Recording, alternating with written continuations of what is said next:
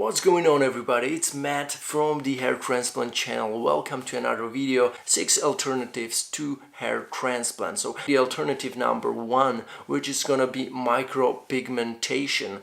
If you never heard about micropigmentation, they pretty much tattoo your head or paint your head with the same pigment or that your hair color is, right? So they have to make sure that those colors match, so your whole head looks nice as a whole. This is quite a low maintenance alternative where you only have to shave your head like once or twice a week. The disadvantage is when your sides or when your hair starts growing, the painted area will just remain painted in one row, so there will be a very funny difference. So you have to make sure that you keep your hair, your native hair, shaved. In my opinion, this is the great alternative for somebody who has great skull shape, who looks naturally great.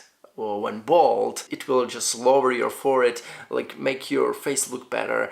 And I'll show you here some footage, some pictures of how it can look like. I started with this alternative because it would be my favorite one if I hadn't done my hair transplant. Right? When you are on the sunshine for a long time, this pigment, this tattooed color can kind of become more kind of softer, or can lose some darkness, or can lose some pigment, you know, can become more bright.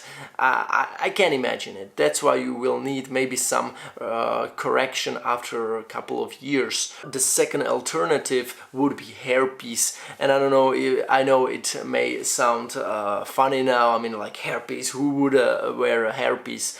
But nowadays there are pretty high quality hairpieces which can look pretty natural, almost like 99% match. I mean, it's crazy. And I can show you some videos here as well, or pictures of people wearing hairpieces. It can become pricey in some countries, couple $100 or something like that. It requires maintenance. You have to wash it, you have to make sure it smells good, it's clean, and you have to put it right every time on your head, so it doesn't show any signs of like incorrection and something like that. You don't want to go out like this, right? So this is only thing that I'm kind of concerned, that would be a concern probably. There are hairpieces you can swim with, you can jump into the water and nothing happens. I mean, all day long. It's amazing. I mean, if you would feel okay with wearing something like this, I can imagine that many, like most of the people, wouldn't even notice. So if you can imagine yourself wearing something like that, let's try it out. Why not? The third alternative is PRP, platelet-rich plasma. Platelets are proteins in your blood plasma. They will take your blood and they will separate that platelet-rich part of it, this platelet part of it, this part which is rich in minerals and substances which will promote your hair growth.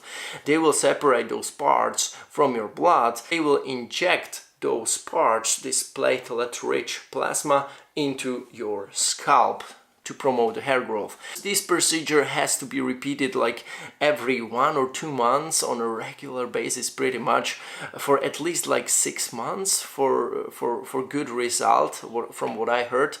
The result is not permanent, unfortunately. The result, they say, many surgeons say that the result is long-lasting, but it's not permanent. But what long-lasting is, they don't even know. For somebody it can be half a year, for somebody it can be 1-2 years, and they suggest to repeat that treatment every year or every second year, to do that treatment of 6 or 7 PRP procedures, right? So it can become quite pricey, because from what I heard in Istanbul, one procedure costs like 150. So if you do like 6 procedures, which is considered to be good to do every year, you will pay almost 1,000. And this is Istanbul. So maybe in your city, one procedure can cost like, I don't know, 300 to, I don't know, 800-900 bucks. So it can become almost as pricey as the hair transplant itself. So your hair may start growing on your edges, but it will never have this precise hairline definition as if you would have done a hair transplant. It will never happen, right?